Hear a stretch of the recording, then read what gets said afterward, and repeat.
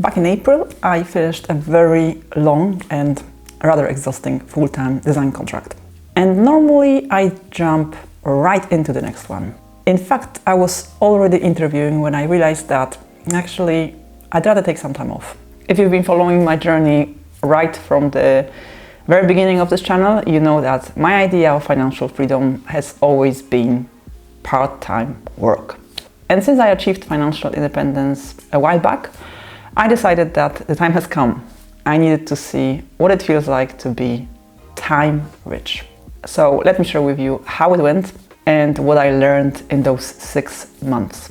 And also what helped me navigate that time. No structure.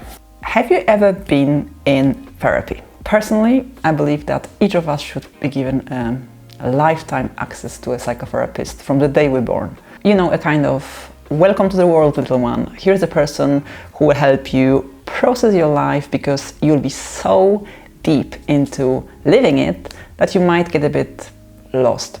If it happens one day in the future that it will be provided by the NHS, remember that you heard it here first.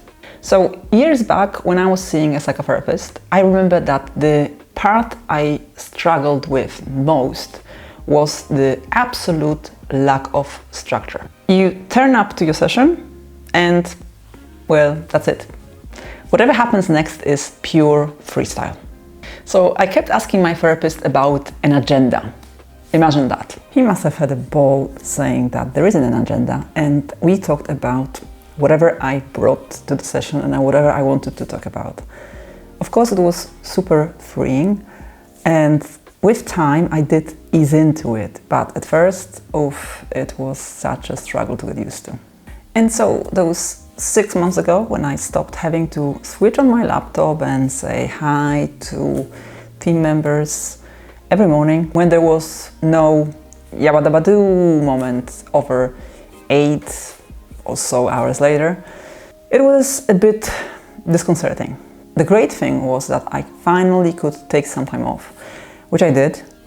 The not so great thing was the vast space available for the dark web, basically all unfriendly, unhelpful thoughts just spanning across my mind. Mindset is a forever work in progress. So it took me a while to accept no need to immediately fill the time with work. I imagine this is exactly how most retirees, early or just regular retirees, feel in their first few months of no employment. Anyway, for me, this time only confirmed that I do have a strong need for structure, a routine of sorts, so I function much better when I have these things in place. So what really helped me and still helps me is to use my planner to aim for a certain number of hours or certain amount of focused work per day and have an early start. And when I say early, I'm not into 5 a.m. clubs, so 9 a.m. is what I would usually go for. That's early enough for me to get my 8 to 9 hours of sleep, meditate first thing in the morning and have a coffee or breakfast before looking at my to-do list for the whole day. Money anxiety. You'd think this is something I'd left behind when reaching financial independence. Well, no.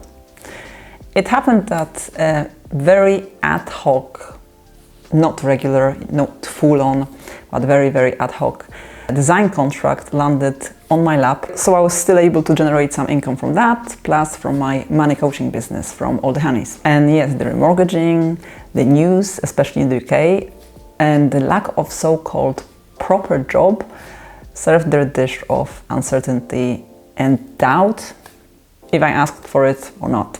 I always work 3 months ahead, so I always have 3 months of my living expenses covered sitting in my business account. And that is on top of my emergency fund, so I know I don't need to, I know I don't have to worry about money, but as I said, mindset is an eternal work in progress. Knowing is different to doing. I believe that we all give far too much power to our thoughts because they're utterly random and they're not truths, but we often treat them like dogmas. So what I do now with negative, unconstructive thoughts is I Lebowski them. Here's how it works. A rubbish thought appears in my head. I greet it, hear it out, and... Yeah, well, that's just like your opinion, man. That detachment is enough to make me smile and let the thoughts disperse. By the way, for those of you who are not familiar with Big Lebowski, I recommend you Big Lebowski by the Coen brothers. It's a good movie. So, other than that, Monday to Friday, I block all news sites. I check the headlines on a weekend only and skim through a few articles that are not clickbaits. And I steer clear from pretty much the rest. Some say it's avoiding reality. I say it's choosing to create your own reality. Plus, I find that the joy of picking up your favorite newspaper at an airport before your flight and then spending the whole flight, no matter how long it is, 1 hour, 2 hours, just reading the whole newspaper is far more pleasurable when it's not a daily habit. What else? Well, by now you know that I've remortgaged and removed that stressor for at least a while. And if you don't know, I talked about it in this video. Time freedom. Alright, you're probably watching this video and thinking, oh wow, time freedom sucks. For some balance then, let's move on to the definitely good things about it.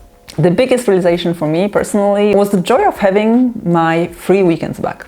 I worked 1 or 2 contracts simultaneously and added all the honeys on top of that.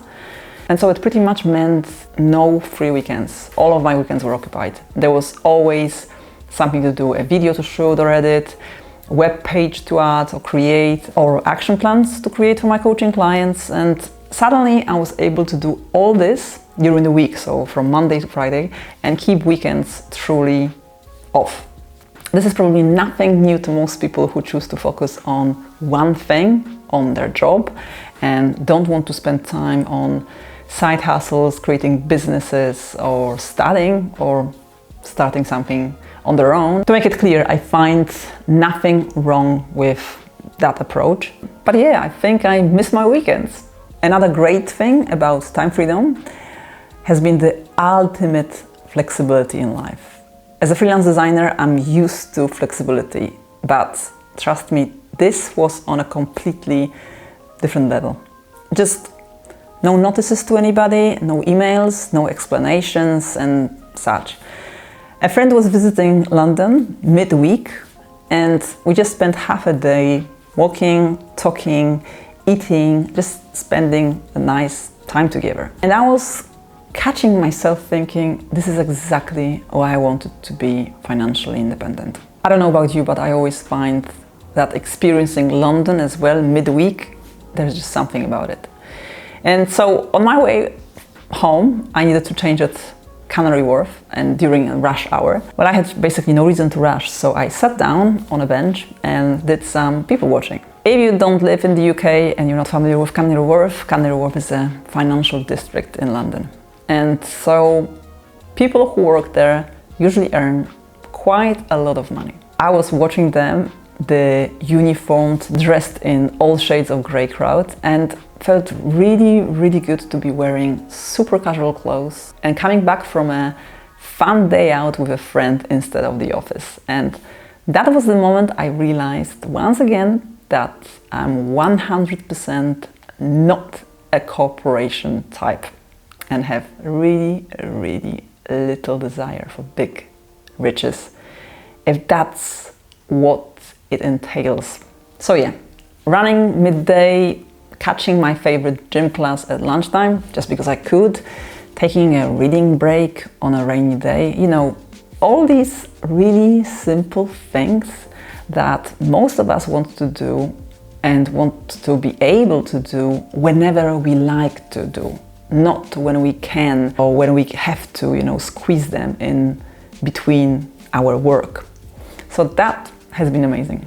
So all in all, the last half a year has been a great experience.